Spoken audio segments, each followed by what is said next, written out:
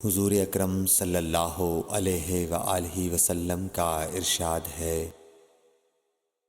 تمام اعمال کا دار و مدار نیت پر ہے، اور ہر عمل کا نتیجہ ہر انسان کو اس کی نیت کے مطابق ہی ملے گا۔ پس جس کی ہجرت دولت دنیا حاصل کرنے کے لیے ہو یا کسی عورت سے شادی کی غرض سے ہو، پس اس کی ہجرت انہی چیزوں کے لیے ہوگی جن کے حاصل کرنے کی نیت سے اس نے ہجرت کی۔ صحیح بخاری حدیث نمبر 1۔ حضور اکرم صلی اللہ علیہ وآلہ وسلم نے فرمایا کہ وحی نازل ہوتے وقت کبھی مجھ کو گھنٹی کی سی آواز محسوس ہوتی ہے، اور وحی کی یہ کیفیت مجھ پر بہت شاق گزرتی ہے۔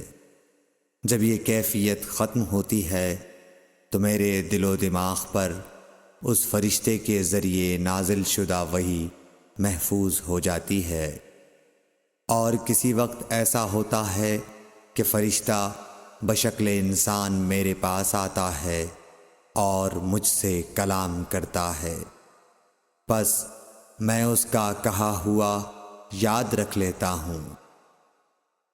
صحیح بخاری حدیث نمبر 2۔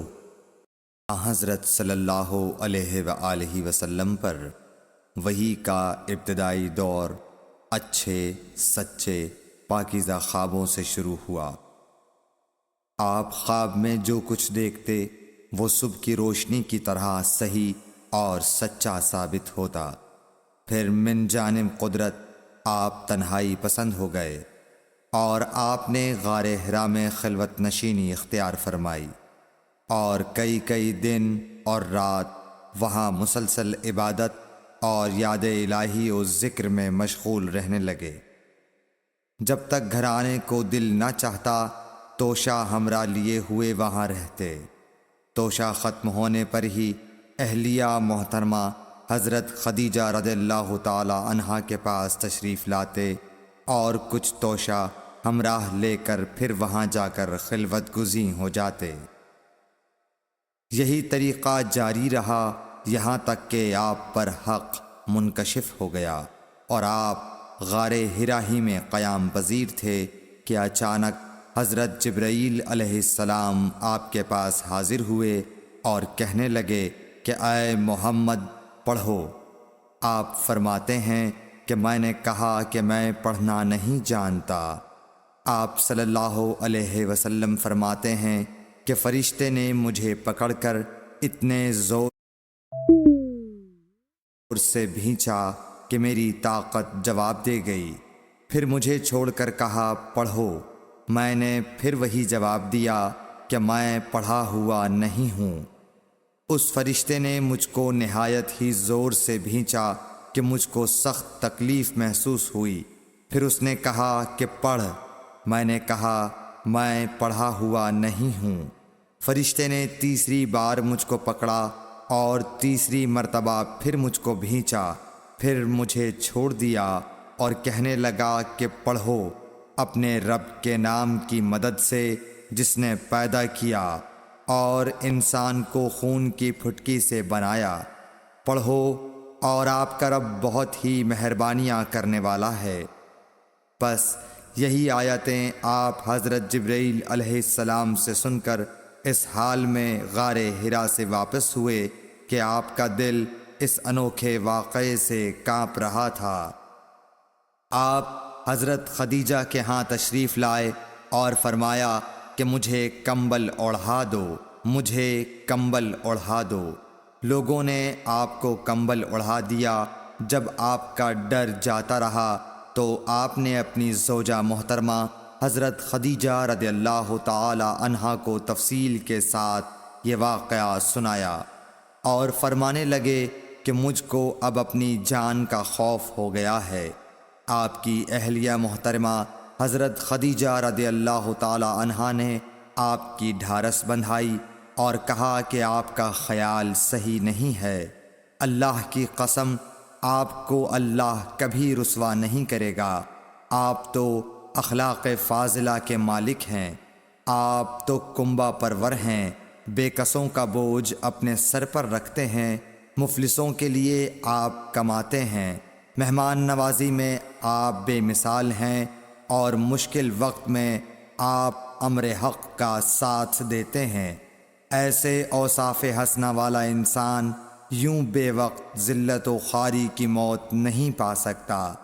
پھر مزید تسلی کے لیے حضرت خدیجہ رضی اللہ تعالی عنہا آپ کو ورقہ بن نوفل کے پاس لے گئیں، جو ان کے چچا زاد بھائی تھے اور زمانہ جاہلیت میں نصرانی مذہب اختیار کر چکے تھے اور عبرانی زبان کے کاتب تھے۔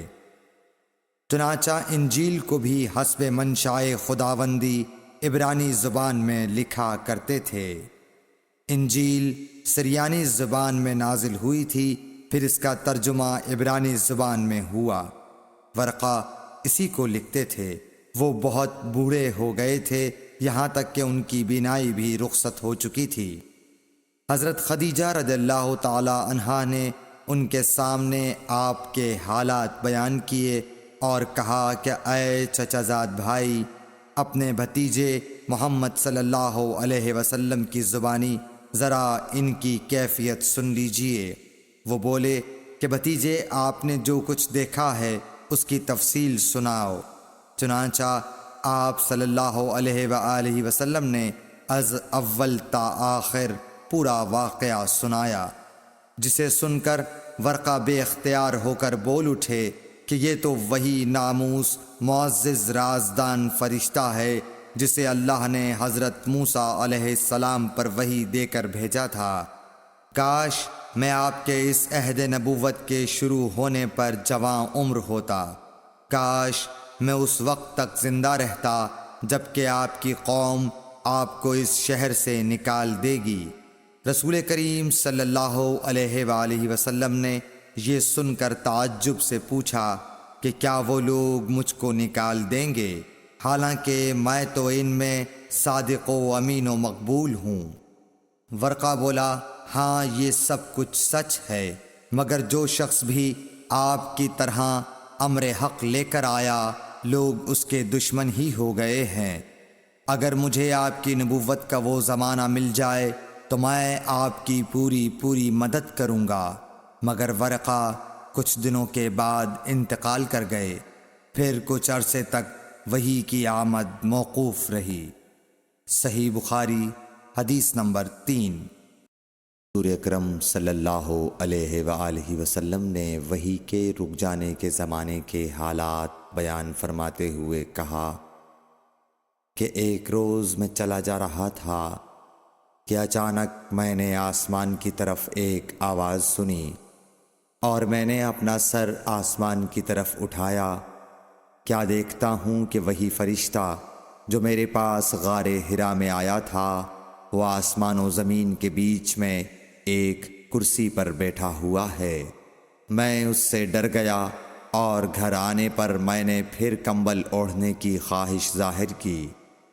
اس وقت اللہ پاک کی طرف سے یہ آیات نازل ہوئیں، اے لحاف اوڑھ کر لیٹنے والے، اٹھ کھڑا ہو اور لوگوں کو عذاب الہی سے ڈرا، اور اپنے رب کی بڑائی بیان کر، اور اپنے کپڑوں کو پاک صاف رکھ اور گندگی سے دور رہ۔ اس کے بعد وہی تیزی کے ساتھ پے در پے آنے لگی۔ صحیح بخاری حدیث نمبر 4۔ رسول اللہ صلی اللہ علیہ وآلہ وسلم نزول قرآن کے وقت بہت سختی محسوس فرمایا کرتے تھے، اور اس کی علامتوں میں سے ایک یہ تھی کہ یاد کرنے کے لیے آپ اپنے ہونٹوں کو ہلاتے تھے۔ ابن عباس رضی اللہ تعالیٰ عنہ نے کہا، میں اپنے ہونٹوں کو ہلاتا ہوں جس طرح آپ ہلاتے تھے۔ سعید کہتے ہیں، میں بھی اپنے ہونٹ ہلاتا ہوں جس طرح ابن عباس رضی اللہ تعالیٰ عنہ کو میں نے ہلاتے دیکھا۔ پھر انہوں نے اپنے ہونٹ ہلائے۔ ابن عباس رضی اللہ تعالیٰ عنہ نے کہا، پھر یہ آیت اتری کہ اے محمد، قرآن کو جلد جلد یاد کرنے کے لیے اپنی زبان نہ ہلاؤ، اس کا جمع کر دینا اور پڑھا دینا ہمارا ذمہ ہے۔ حضرت ابن عباس رضی اللہ تعالی عنہ کہتے ہیں، یعنی قرآن آپ صلی اللہ علیہ وآلہ وسلم کے دل میں جما دینا اور پڑھا دینا ہمارے ذمے ہے۔ پھر جب ہم پڑھ چکے تو اس پڑھے ہوئے کی اتباع کرو۔ ابن عباس رضی اللہ تعالی عنہ فرماتے ہیں، اس کا مطلب یہ ہے آپ اس کو خاموشی کے ساتھ سنتے رہو، اس کے بعد مطلب سمجھا دینا ہمارے ذمے ہے، پھر یقیناً یہ ہماری ذمہ داری ہے کہ آپ اس کو پڑھو، یعنی اس کو محفوظ کر سکو۔ چنانچہ اس کے بعد جب آپ کے پاس حضرت جبرائیل علیہ السلام وحی لے کر آتے تو آپ توجہ سے سنتے، جب وہ چلے جاتے تو رسول اللہ صلی اللہ علیہ وسلم اس وحی کو اس طرح پڑھتے جس طرح حضرت جبرائیل علیہ السلام نے اسے پڑھا تھا۔ صحیح بخاری حدیث نمبر 5۔ رسول اللہ صلی اللہ علیہ وآلہ وسلم سب لوگوں سے زیادہ جواد، سخی تھے، اور رمضان میں دوسرے اوقات کے مقابلے میں جب جبرائیل علیہ السلام آپ صلی اللہ علیہ وآلہ وسلم سے ملتے بہت ہی زیادہ جود و کرم فرماتے۔ جبرائیل علیہ السلام رمضان کی ہر رات میں آپ صلی اللہ علیہ وآلہ وسلم سے ملاقات کرتے اور آپ کے ساتھ قرآن کا دورہ کرتے۔ غرض حضرت صلی اللہ علیہ وآلہ وسلم لوگوں کو بھلائی پہنچانے میں بارش لانے والی ہوا سے بھی زیادہ جود و کرم فرمایا کرتے تھے۔ صحیح بخاری حدیث نمبر 6۔